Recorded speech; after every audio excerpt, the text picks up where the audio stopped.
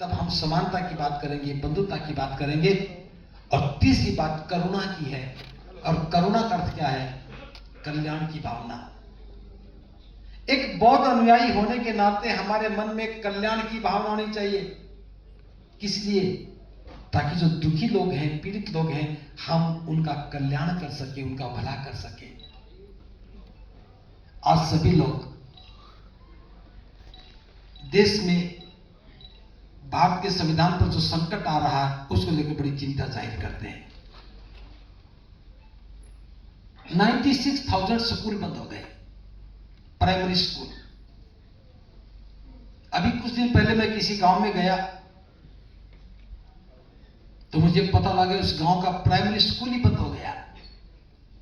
अब मैं उन बच्चों को देख रहा था, तो छोटे छोटे बच्चे खेल रहे थे।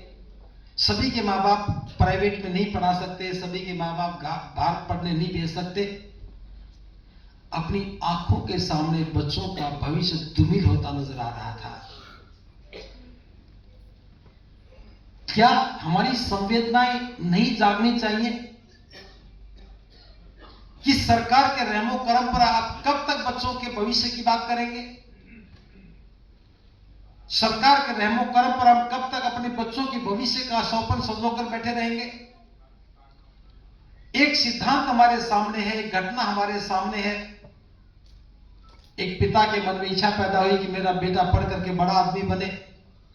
न जाने कितनी बार बाबा साहब के पिता ने यह बात कही कि मेरा बेटा एक दिन बड़ा आदमी बनेगा, पढ़ लिख करके बड़ा बनेगा।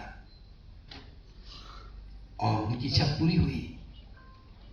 ये बाबा साहब में भी थे कि मेरे समाज का कोई बच्चा अनपढ़ नहीं रहना चाहिए, इसलिए शिक्षा की व्यवस्था की जिम्मेदारी सरकार को दी और छात्रवृत्ति भी दे दी।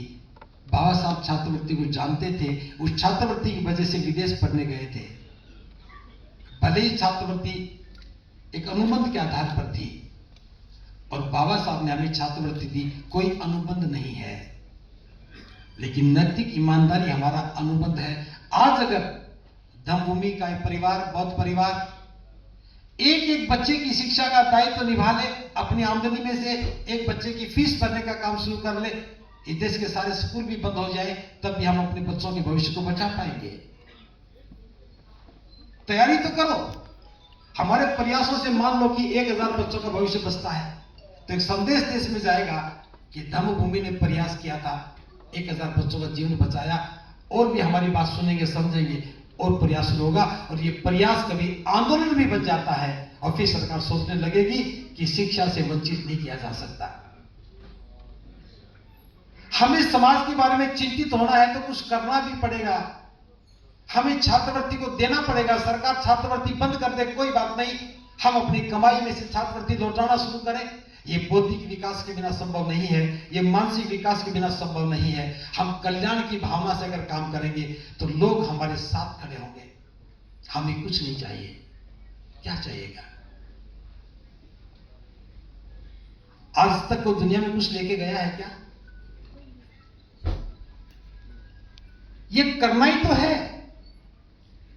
आज अगर हम बाबा साहब की बात की परिसंकल्पना की बात करते हैं तो मेरे सामने बस एक ही बात रहती है कि सूत्र खोजो जो बाबा साहब ही बता के गए हैं और बस इंप्लीमेंट करो।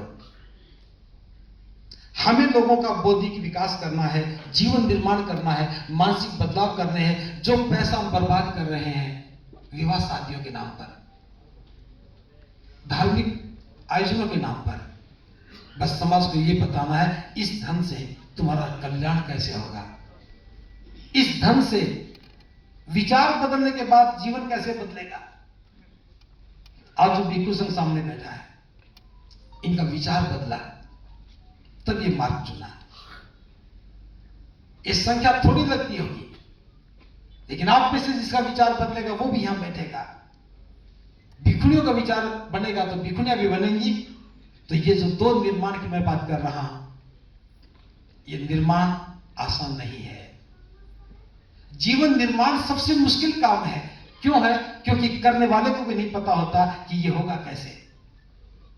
लेकिन हमारी प्रेरणा, हमसे आगे जो बौद्ध बने हैं वो हैं। मैं जापान की एक बात आपको सुना रहा हूं। जापान के लोगों में एक आम कहावत है, जिस काम को कोई और कर चुका है उसे हम कर सकते हैं। वो कहते हैं जिस काम को कोई दुनिया में कोई भी कर चुका है हम उसको कर देंगे। अब दूसरी बात, जिस काम को कोई भी नहीं कर सकता हम उसको कर देंगे। समझिए बात को, जिसको कोई नहीं कर सकता उसको कर देंगे। ये बौद्ध विचार है।